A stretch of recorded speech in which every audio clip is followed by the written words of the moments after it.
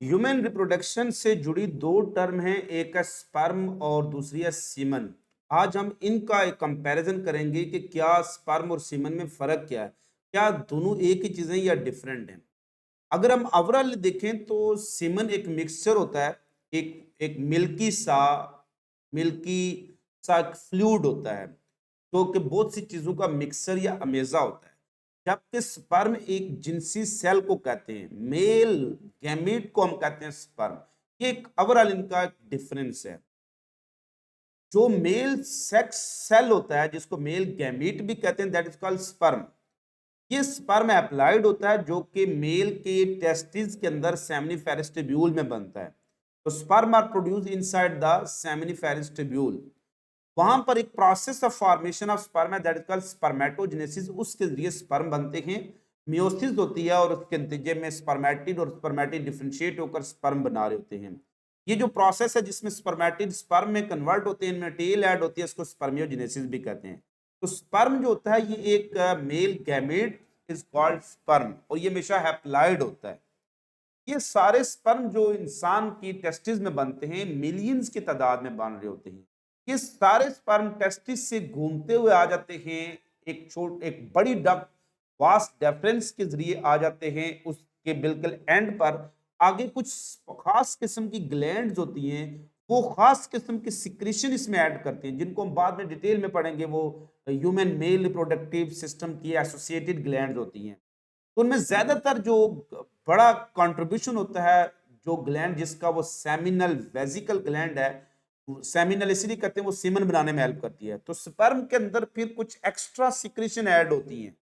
जैसे ही स्पर्म वो vast deference के एंड पर पहुंचते हैं तो कुछ खास किस्म की ग्लैंड्स होती हैं जो एक्स्ट्रा सिक्रेशन इसमें ऐड करती हैं। तो फिर स्पर्म कन्वर्ट हो जाते हैं एक मिक्सचर के अंदर, जिसमें ज्यादातर एक वाटरी सा मिल्की सा फ्लूइड होता है। जैसे आप स्क्रीन पर देख सकते हैं कि ये इस बोतल के अंदर जो मिल्की सा, मिल्क की तरह सा काफी थिक किस्म का एक फ्लूइड बन जाता है। वो mixture of fluid that mainly contain the secretion of linked gland या ग्लैंड्स इज कॉल्ड सीमन। तो ये मेल बॉडी में से रिलीज हो रहा होता है सीमन।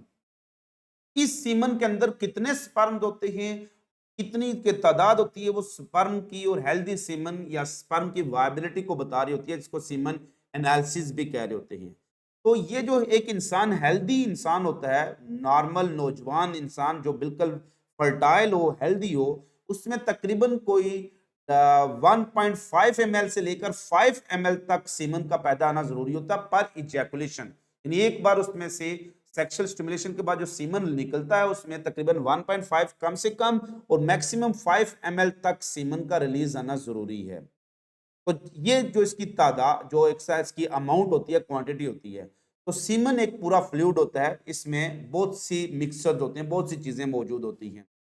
ये सारी जो इसके अंदर जो कंपोनेंट होते हैं, इसकी जो बहुत सी चीजें ये स्पर्म के जिंदा रहने के लिए जरूरी होती है, उसकी वायबिलिटी के लिए जरूरी होती है, ये सिक्रेशन जो होती है।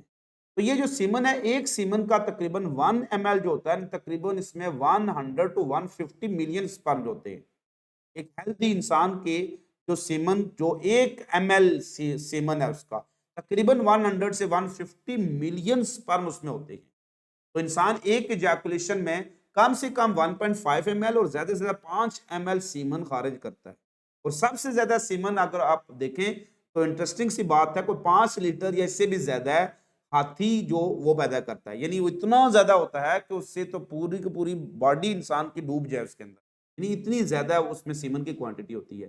तो ये जो सीमन होता है ये फिर जब इंसान इजैकुलेशन करता है तो ये फिर सीमन ट्रांसफर होता है फीमेल बॉडी में, और फिर उसके अंदर जो स्पर्म होते हैं, बहुत से केमिकल्स होते हैं जो जरूरी होते हैं फर्टिलाइजेशन के लिए, स्पर्म के मूवमेंट के लिए, और फिर उसमें से स्पर्म मूव करते हुए फिर आगे जाते हैं फर्टिलाइजेशन। तो असल में जो फर्टिलाइजेशन स्पर्म ने करवानी होती है, और स्पर्म को वायबल रखने के लिए, हेल्दी रखने के लिए, एक्टिव रखने के लिए बाकी बहुत सी सिक्रीशन की जरूरत होती है, जिसमें फ्रक्टोज होता है, एंजाइम्स होती हैं वो।